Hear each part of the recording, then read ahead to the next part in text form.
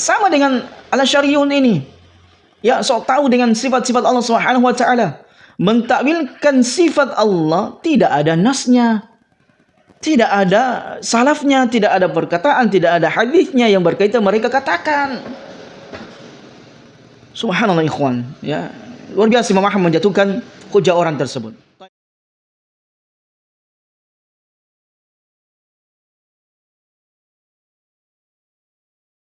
Bismillahirrahmanirrahim. Assalamualaikum warahmatullahi wabarakatuh. Alhamdulillah hamdan katsiran thayyiban mubarakan fi kama yuhibbuna wa yarda. Wassalatu wassalamu ala Rasulillah wa ala alihi wa ashabihi wa man tabi'ahum bi ihsanin ila yaumiddin wa ba'd.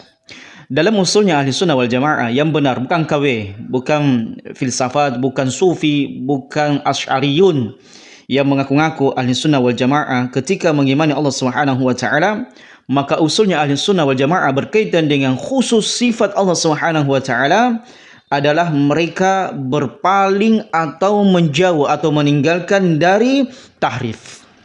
Yang pertama adalah tahrif. Kemudian yang kedua adalah ta'til. Kemudian yang ketiga adalah takyif. Kemudian yang keempat tamtsil. Apa yang dimaksud dengan tahrif? Tahrif ini adalah mengubah sesuatu makna ke makna yang lainnya. Contoh misalnya yadun. Kita kan paham bahasa Arab. Kita kan belajar bahasa Arab. Yadun maknanya tangan. Kemudian ada orang datang mentakwilkan tangan di situ maksudnya adalah kuah, kekuatan, bukan tangan sebagaimana kita selama ini belajar bahasa Arab yadun seperti ini. Kemudian yang kedua, itu makna tahrif, artinya memalingkan makna yang zahir, makna yang sudah jelas, sudah nyata ke makna yang lainnya. Makna yang batil yang tidak ada sanadnya dan salafnya. Kemudian yang kedua, ahli sunnah wal jamaah tidak ta'til. Apa yang namanya ta'til? Menafikan sifat Allah Subhanahu wa taala sebagaimana firqah-firqah sempalang, firqah yang sesat dan menyesatkan, itu mereka banyak meninggalkan atau menafikan sifat-sifat Allah Subhanahu wa taala yang telah jelas kedatangannya dari nas Quran dan sunnah Nabi alaihi salatu wasallam. Kemudian yang ketiga, takyif, bagaimananya. Ya, orang banyak selalu mencari tahu Allah bagaimana ya beristiwa. Allah ya bagaimana kalau dia turun ke langit dunia. Allah bagaimana ya ketika dia berbicara dengan Musa. Oh tidak begitu, oh tidak begitu. Inilah orang takyif. Di dalam dirinya selalu mencari tahu yang bukan urusannya. Masya Allah, para ulama kemudian menjelaskan kepada kita, ada orang itu sok tahu. Sok pengen tahu keadaan Allah. Sok ingin tahu bagaimana Allah beristiwa. Yang ujung-ujungnya mereka menafikan istiwanya Allah Subhanahu wa taala. Mereka adalah orang-orang yang tidak memiliki kapasitas untuk berbicara tentang Allah, tetapi mereka sok-sok tahu tentang Allah Subhanahu wa taala. Bahkan saking sok tahunya mereka berusaha mentakwil-takwilkan sifat-sifat Allah Subhanahu wa taala. Kemudian tamtsil. Orang ada juga firqah sempalang yang lainnya berusaha menyamakan Allah Subhanahu wa taala dengan makhluk. Dan ini juga tidak boleh, terlarang. Jadi Ahlussunnah wal Jamaah adalah itsbat, menetapkan sifat-sifat Allah Subhanahu wa taala sesuai dengan keagungan dan kemuliaannya berdasarkan nas Quran dan sunnah Nabi sallallahu alaihi wasallam, tanpa tahrif, tanpa ta'til, tanpa takyif, tanpa tamtsil. Dan kaidah yang seperti ini tidak dimiliki para Asy'ariyun. Tidak dimiliki oleh filsafiyun, tidak dimiliki oleh sufiyun. Makanya wajar mereka terjatuh di dalam penyimpangan berkaitan dengan nama dan sifat Allah Subhanahu wa taala. Taib zaman rahmatullah. Kalau mereka memaksakan, kan kita harus takwil. Takwil itu untuk mensucikan Allah dari segala kekurangan. Nah, ini persepsi mereka. Jadi otak bermain, filsafat bermain, muncul kreasi-kreasi berkaitan dengan sifat Allah. Kalau kita mengatakan Allah punya wajah, punya tangan, punya pendengaran, punya ucapan, maka kita akan menyamakan Allah dengan makhluknya. Itu otak ente. Otak ente yang berkata demikian mengkhayalkan kalau kita menetapkan Allah punya wajah, ente menetapkan wajahnya Allah sama dengan wajah makhluk manusia. Manusia saja punya banyak manusia saja berbeda-beda wajah-wajah mereka.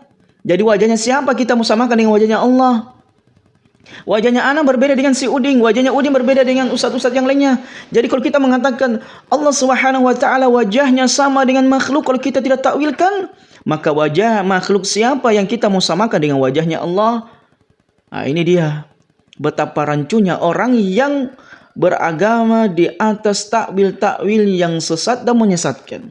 Kemudian yang kedua, Allah punya tangan. Hewan juga punya tangan. Jadi tangan siapa yang menjadi acuan dan referensi kita mau samakan? Tangannya Allah sama dengan tangannya manusia. Itu otaknya ente sendiri yang mengatakan demikian, yang berkhayal demikian. Kita hanya mengimani Allah punya tangan, adapun kefiahnya tangannya Allah, hanya Allah yang tahu. Karena Nabi SAW tidak memberitakan kepada kita semuanya bagaimana tangannya Allah Subhanahu wa taala. Bahkan Nabi SAW tidak pernah melihat tangannya Allah Subhanahu wa taala. Kewajiban kita hanya mengimani, itu saja kok. Ya, apa susahnya? Bal yadahu mabsutatan. Bahkan tangan Allah itu terlapang. Artinya Allah Subhanahu wa taala memberikan rezeki dari siapa yang Allah kehendaki. Ya, lapang tangannya Allah Jalla Jalaluhu memberikan rezeki siapa yang Allah Subhanahu wa taala kehendaki. Karena orang Yahudi keyakinannya tangannya Allah itu terbelenggu, maka Allah membantah mereka ikhbaran wa sidqan tentang Allah Jalla Jalaluhu. Ya, Allah memberitakan kabar kepada orang Yahudi, bahkan tangannya Allah itu terbentang. Allah memberikan rezeki siapa yang Allah Subhanahu wa taala berikan rezeki. Kemudian yang kedua, kalau dipaksakan takwil, tadi kan kita mengatakan kalau kita memaksakan takwil, takwilnya siapa yang menjadi barometer? Takwilnya siapa? Apakah Qadariyah, Jahmiyah, Mu'tazilah, Khawarij, Syiah, Sufi, kemudian Asy'ariyun? Siapa yang menjadi barometer takwilnya? Maka tentu kalau kita mengatakan orang yang suka mentakwil pasti Asy'ariyun, maka wajar mereka mengatakan takwilnya Syari. Sementara saya bukan Asy'ari. NU bukan Asy'ari, Muhammadiyah bukan Asy'ari, dan firqah-firqah yang lainnya bukan Asy'ari. Jadi barometernya siapa dong? Siapa kira-kira menjadi barometer referensi kalau kita mentakwilkan? Takwilnya siapa? Dan takwil ini sifatnya adalah akal-akalan manusia. Dan akal-akal manusia siapa yang menjadi barometer, menjadi referensi buat kita, menjadi acuan buat kita untuk mentakwilkan sifat-sifat Allah Subhanahu wa taala itu. Kemudian yang ketiga, tidak kalah penting, apakah ada salafnya itu takwil? Khususnya mentakwilkan sifat Allah, apakah ada salafnya? Apa artinya salaf? Apakah ada pendahulu kita yang mengatakan demikian? Di antara sahabat, di antara tabi'in, di antara tabi'ut tabi'in, a'immatul arba'. Datangkan referensinya, datangkan kitabnya. Mereka selalu mengatakan, kita ini berdalilkan dengan kitab. Mana kitabnya ente yang menyebutkan Abu Bakar mentakwil sifat Allah Jalla Jalaluhu? Umar, Utsman, Ali, Talha, kemudian Abdullah bin Abbas, kemudian Abdullah bin Umar. Siapa di antara sahabat, di antara kibarnya para sahabat, di antara ulamanya para sahabat yang mentakwilkan sifat Allah Subhanahu wa taala? 3. Kalau ente bisa jawab, kita mentakwil. Otak siapa yang dijadikan takwil? Ya, referensi siapa yang dijadikan takwil? Kemudian yang kedua, kalau kita mentakwil, apakah ada salafnya kita? Apakah ada pendahulu kita yang kemudian kita lancang mentakwilkan sifat Allah Subhanahu wa taala? Apakah kita lebih berilmu dari para sahabat? Kalau Anda mengatakan tidak ada takwil dari sahabat, apakah Anda lebih berilmu dari para sahabat? Apakah Anda lebih mutqin, lebih mendalam, lebih mengetahui tentang firman Allah dari para sahabat? Inilah zaman rahmatullah, betapa banyak orang rancu dalam berakidah karena mereka tidak punya salaf. Kemudian yang kedua, mengaku-ngaku Ahlussunnah wal Jamaah, tetapi mereka tidak punya pondasi, ukuran takaran, mereka bermanhaj Ahlussunnah wal Jamaah. Jadi kalau orang semua, saya Ahlussunnah wal Jamaah, tidak ada takarannya, tidak ada ukurannya, orang dikatakan Ahlussunnah wal Jamaah, ini sangat berbahaya. Sangat berbahaya sekali. So, zaman rahmatullah, sedikit sebagai referensi buat kita semuanya. Ada ikhwah kita yang mengiring kisahnya Imam Ahmad berdialog ilmiah dengan tokoh Mu'tazilah. Siapa dia? Ahmad bin Abi Dawud. Jadi sama kunyanya. Jadi Imam Ahmad itu kunyanya Abu Ahmad, dan ini juga adalah Ahmad bin Abi Dawud. Jadi hampir sama mirip namanya. Namun ini adalah Mu'tazilah. Tayyib. Di mana zaman Allah Subhanahu wa taala ketika Imam Ahmad ingin dieksekusi oleh khalifah pada saat itu yang bernama dengan Al-Wathiq, maka anaknya Al-Wathiq yaitu Muhtadi Billah bin Al-Wathiq ini menceritakan, suatu ketika didatangkanlah Imam Ahmad dalam keadaan terbelenggu tangannya, diikat tangannya. Karena kita tahu bahwasanya Imam Ahmad ini adalah di antara para ulama yang kemudian bersikukuh dan tidak keluar dari prinsip akidah Ahlussunnah wal Jamaah dengan tetap mengatakan Al-Quran itu bukan makhluk. Karena kita tahu fitnah yang paling besar yang pernah terjadi di tengah-tengah umat ini adalah ketika Mu'tazilah berhasil memasuki dan mendapatkan kedudukan yang penting menjadi penasehat khalifah pada saat itu Al-Wathiq, maka dia pun menyebarkan syubhat bahwasanya kalamullah, firman-Nya Allah adalah makhluk. Maka kemudian syubhat ini, kesesatan ini harus dipaksakan. Siapa yang tidak mengatakan Al-Quran itu makhluk, maka akan dipenggal kepalanya. Jadi siapa yang mengatakan Al-Quran itu bukan makhluk, maka dipenggal kepalanya, dibunuh oleh Al-Wathiq ini, ya, sangat sadis. Di antaranya ulama yang berpegang teguh dengan keyakinan bahwasanya akidah Ahlussunnah wal Jamaah bahwasanya Al-Quran itu bukan makhluk adalah Imam Ahmad. Maka didatangkan Imam Ahmad rahimahullah dalam keadaan tangannya terbelenggu. Kemudian Imam Ahmad meminta kepada Wathiq agar tangan beliau dilepas supaya didatangkan air supaya beliau bisa berwudu. Karena selama beliau di penjara, beliau tidak dikasih air untuk berwudu. Masya Allah, jamaah rahmatullah. Bagaimana kesabaran Imam Ahmad rahimahullah menghadapi pemimpin yang zalim pada saat itu. Baik, singkat cerita, bin Daud ini, Ibnu Abi Daud ini kemudian diperintahkan oleh Wathiq untuk berdiskusi dengan Imam Ahmad, berdiskusi tentang apakah Al-Quran ini makhluk atau bukan makhluk. Maka Al-Wathiq ini mengatakan, sesungguhnya Ahmad ini banyak pandai berselat lidah, wahai Amirul Mukminin. Saya takut nanti kalau saya berdebat dengannya dia bisa menjatuhkan hujat saya. Tetapi Amirul Mukminin mengatakan, tanyalah apa yang kau ingin tanya kepada Imam Ahmad. Saya ingin melihatnya. Maka kemudian Imam Ahmad mengatakan, alangkah baiknya kalau saya yang bertanya duluan kepada anda. Taib. Imam Ahmad kemudian mengatakan, bagaimana pendapat engkau tentang Al-Quranul Karim? Maka Ibn Daud mengatakan, Al-Quran itu bukan makhluk. Jadi bukan kalamnya Allah Subhanahu wa taala. Jadi Al-Quran itu makhluk dan Al-Quran bukan kalam ilahi. Kemudian Imam Ahmad mengatakan, apakah ucapanmu itu? Apakah pendapatmu itu? Ada yang mengatakan seperti Abu Bakar, Umar, Uthman dan Ali? Maka orang tua itu mengatakan, belum tidak ada. Saya belum pernah mendapatkan. Abu Bakar mengatakan firman Allah itu adalah makhluk. Belum saya pernah mendapatkan. Umar, Uthman, Ali mengatakan demikian. Kemudian Imam Ahmad mengatakan, Maha suci Allah, sesuatu masalah agama yang tidak diketahui Nabi, namun kamu mengetahuinya. Sama dengan Al-Asy'ariyun ini. Ya, sok tahu dengan sifat-sifat Allah Subhanahu wa taala. Mentakwilkan sifat Allah tidak ada nasnya. Tidak ada salafnya, tidak ada perkataan, tidak ada hadisnya yang berkaitan mereka katakan. Subhanallah ikhwan, ya. Luar biasa Imam Ahmad menjatuhkan hujah orang tersebut. Taib. Ibnu Daud kemudian menjadi malu. Lalu ia berkata, beri aku kesempatan lagi. Taib. Imam Ahmad mengatakan, silakan, tafadhal.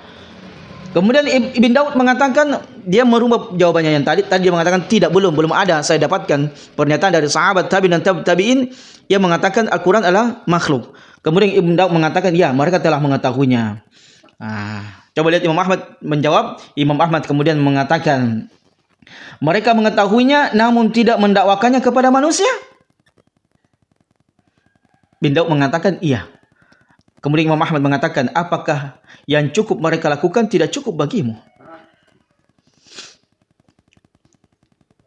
Jawaban yang sangat simpel dari Imam Ahmad.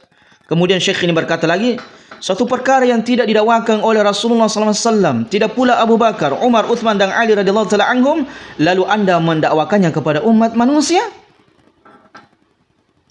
Wahai uding dan fansnya, apakah takwilan ente ini? Ente merasa takwil ini adalah sesuatu takwil yang benar. Kemudian anda mengatakan takwil ini adalah takwil yang sesuai dengan akidah Sunnah wal Jamaah. Apakah Nabi SAW mentakwilkan sifat-sifat Allah? Demikian yang apa yang disebutkan? Baik. Apakah tidak cukup kita mengimani sifat Allah sebagaimana yang diajarkan oleh Nabi SAW? Masya Allah, jamaah rahmatullah. Kemudian Imam Ahmad mengatakan, tidak bisa, anda harus berkata mereka para sahabat mengetahuinya atau mereka tidak mengetahuinya. Jika anda katakan mereka mengetahuinya namun mereka tidak menyuarakannya, maka cukuplah bagi kita semuanya apa yang telah cukup bagi mereka, yaitu tidak menyuarakannya. Cukup ente, tidak usah berbicara tentang takwil.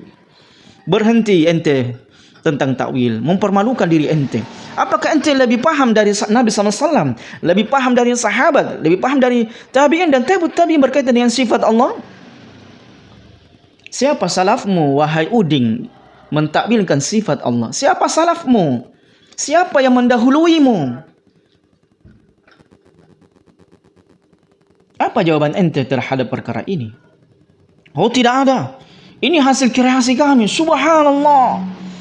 Berkaitan dengan nama sifat Allah adalah perkara besar.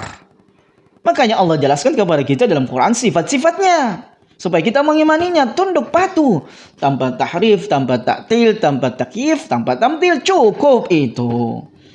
Ini sunnah wal jamaah. Al-Muhtadi berkata, saya lihat ayahku langsung berdiri dan masuk ke dalam taman. Ia tertawa sambil menutup wajahnya dengan bajunya dan berkata, benar juga, tidak kita harus mengatakan mereka mengetahuinya atau mereka tidak mengetahuinya. Jika kita katakan mereka mengetahuinya namun mereka tidak menyuarakannya, maka cukuplah bagi kita semuanya apa yang telah cukup bagi mereka, yaitu tidak menyuarakannya.